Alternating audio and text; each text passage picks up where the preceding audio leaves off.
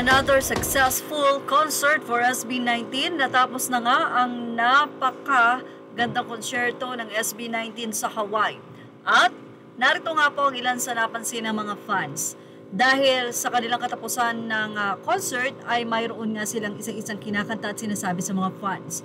Makikita ang paghawak ni Pablo kay Josh matapos ang pagkanta nito sa kanyang mensahe.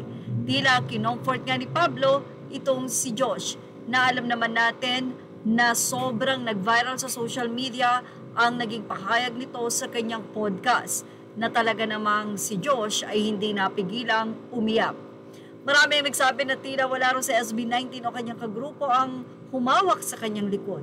Ito'y dahil na rin sa laki ng apekto ng mga mensahe ni Josh sa kanyang mga kagrupo, na kahit sila Stel, Pablo, Ken, and Justine ay sobrang affected sa lungkot ng buhay na pinagdaanan ni Josh. Makikita ang pagtakip at paghimas ni Pablo sa balikat ni Josh, na maraming ang fans ang sobrang natouch.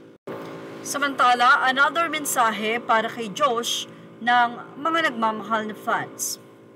Say nga nitong si WRSB19, naintindihan ko kayo, lahat ng hinanakit, sama ng loob, pagod, totoo yan, walang mali sa nararamdaman natin. Pero tanungin lang muna natin ang ating sarili sa lahat ng ito. Kailangan ba talagang siya ang pansinin ng lahat? Isang tao lang siya habang libu-libong tinig ang sabay-sabay na bumabato ng sakit sa kanya. Hindi ba't masyado na yang mabigat? Tayo, pwede tayong magtago sa mga alias or username. Siya ay lantad, walang takas. Tayo ba talaga ang mas nasasaktan? Patuloy ng mensahe. Sabi natin, mahal naman siya. Mahal namin siya. Sabi niya, mental health matters. Pero ngayon, parang tayo na mismo unti-unting sumusugat sa kanya. Hindi lahat ng puna ay pag-aalaga, minsan paraan lang yan ng panghuhusga. At ang pinakamabigat sa lahat, yung taong akala niya kakampi, sila pa pala ang unang tumalikod. Tama na please, bago pa tuluyang mawala ang tinig niya sa ingay ng sarili nating mga salita, uwi na tayo sa tahimik, sa pag-unawa, sa pagmamahal na hindi pabigat.